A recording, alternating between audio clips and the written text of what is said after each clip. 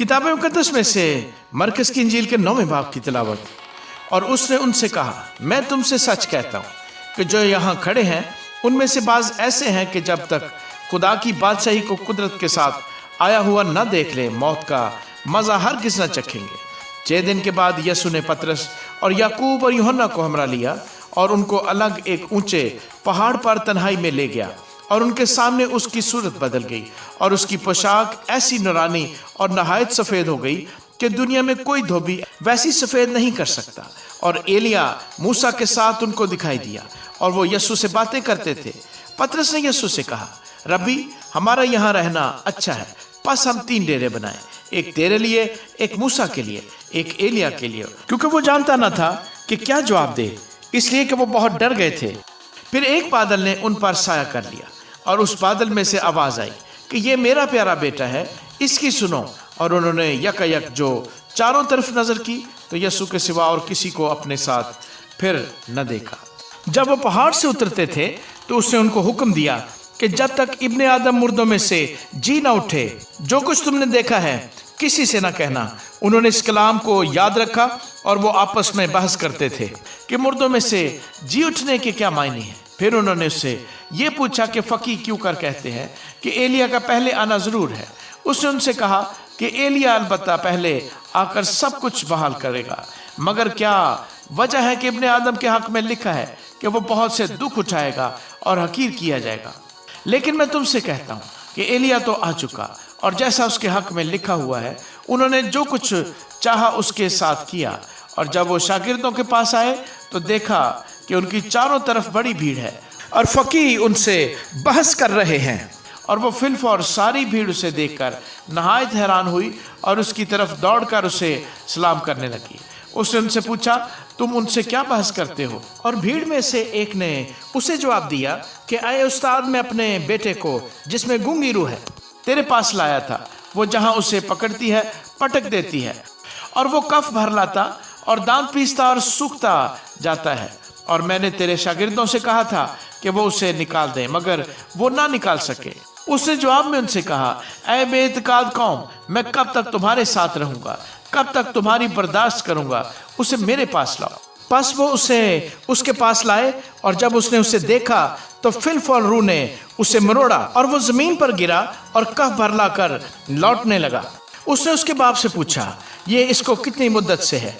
उसने कहा, बचपन से। और उसने अक्सर उसे आग में और अक्सर पानी में डाला ताकि उसे हलाक करे। लेकिन अगर तू कुछ कर सकता है तो हम पर तरस खाकर हमारी मदद कर। यीशु ने उससे कहा, क्या अगर तू कर सकता है? जो इत्काद रखता है उसके लिए सब कुछ हो सकता है। उस लड़के के बाप ने फिलफौर चिल्लाकर कहा, मैं इत्काद रखता हूँ, तू मेरी बेइत्कादी का इलाज कर। जब यीशु ने देखा कि लोग दौड़ दौड़ कर जमा हो रहे हैं तो उस नापाक रूह को झिड़क कर उससे कहा, ऐ गूंगी बहरी रूह, मैं तुझे हुक्म करता हूँ, इसमें से निकला और इसमें फिर कभी दाखिल ना हो। वो चिल्लाकर और उससे बहुत मरोड़ कर निकल आई और वो मुर्दा सा हो गया, ऐसा कि अक्सरों ने कहा कि वो मर गया। मगर यीशु ने उसका हाथ पकड़कर उसे उठाया और वो उठ खड़ा हुआ। जब वो घर में आया तो उसके शागिर्दों ने तन्हाई में उससे पूछा कि हम उसे क्यों ना निकाल सके। उसने उनसे कहा कि यह किस्म दुआ के सिवा किसी और तरह नहीं निकल सकती। फिर वहां से रवाना हुए और गलील से होकर गुजरे, और वो ना चाहता था कि कोई जाने इसे कि वो अपने शागिर्दों को तालीम देता और उनसे कहता था कि इब्ने आदम आदमियों के हवाले किया जाएगा और वो उसे कत्ल करेंगे, और वो कत्ल होने के 3 दिन बाद जी उठेगा। लेकिन वो इस बात को समझते न थे और उससे पूछते हुए डरते थे। फिर वो कफरनहूम में आए, और जब वो घर में था तो उसने उनसे पूछा कि तुम राह में क्या बहस करते थे? वो चुप रहे, क्योंकि उन्होंने राह में एक दूसरे से ये बहस की थी कि बड़ा कौन है। फिर उसने बैठकर उन 12 को बुलाया और उनसे कहा कि अगर कोई अव्वल होना चाहे तो वो सब में पिछला और सबका खादम बने। और एक बच्चे को लेकर उनके बीच में खड़ा किया। फिर उसे गोद में लेकर उनसे कहा, जो कोई मेरे नाम पर ऐसे बच्चों में से एक को कबूल करता है वो मुझे कबूल करता है, और जो कोई मुझे कबूल करता है वो मुझे नहीं बल्कि उसे जिसने मुझे भेजा है कबूल करता है। यूहन्ना ने उससे कहा, आए उस्ताद, हमने एक शख्स को तेरे नाम से बदरूहों को निकालते देखा और हम उसे मना करने लगे, क्योंकि वो हमारी पैरवी नहीं करता था। लेकिन यीशु ने कहा, उसे मना ना करना, क्योंकि ऐसा कोई नहीं जो मेरे नाम से मौजज़ा दिखाए और मुझे जल्द बुरा कह सके, क्योंकि जो हमारे खिलाफ नहीं वो हमारी तरफ है। और जो कोई एक प्याला पानी तुमको इसलिए पिलाए कि तुम मसीह के हो, मैं तुमसे सच कहता हूँ कि वो अपना अजर हरगिज़ न खोएगा। और जो कोई इन छोटों में से जो मुझ पर ईमान लाए हैं किसी को ठोकर खिलाए, उसके लिए बेहतर है कि एक बड़ी चक्की का पाट उसके गले में लटकाया जाए और वो समंदर में फेंक दिया जाए। और अगर तेरा हाथ तुझे ठोकर खिलाए तो उसे काट डाल।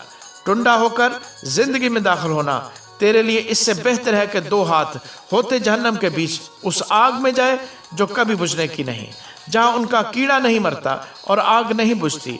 और अगर तेरा पाँव तुझे ठोकर खिलाए तो उसे काट डाल।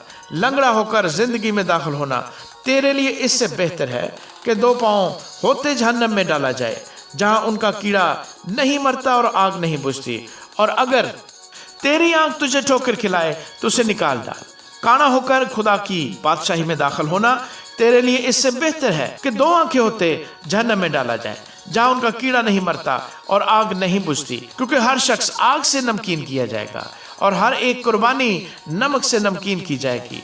नमक अच्छा है, लेकिन अगर नमक की नमकीनी जाती रहे तो उसको किस चीज़ से मज़ेदार करोगे? अपने में नमक रखो और एक दूसरे के साथ मेल मिलाप से रहो। आमीन।